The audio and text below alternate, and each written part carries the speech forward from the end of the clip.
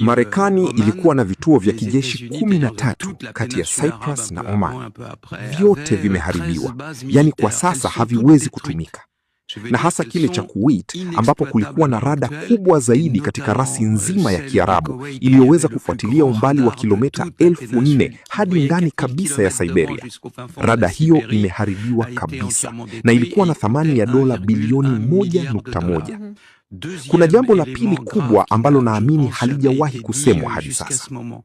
Wakati Marekani ilipotangaza kuwa ingepeleka manowari 3 kubwa kupenya mlango wa Hormuz, ghafla operesheni ilisimamishwa na wakaondoka.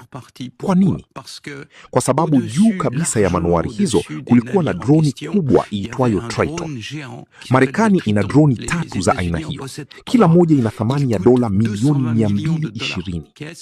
Hizi ni zana za vita vya kielektroniki ambazo zilipaswa kulinda manowari hizo na kuvuruga mawimbi ya droni za Iran zilizokuwa zikikaribia au kuzuia makombora ya cruise na mashambulizi mengine.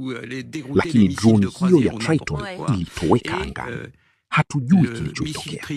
Wataalamu niliozungumza nao wanasema kuna mataifa mawili tu duniani yenye uwezo wa kuangusha mashine kama hiyo: China na Russia. Na hata Iran yenyewe haiwezi kufanya hivyo.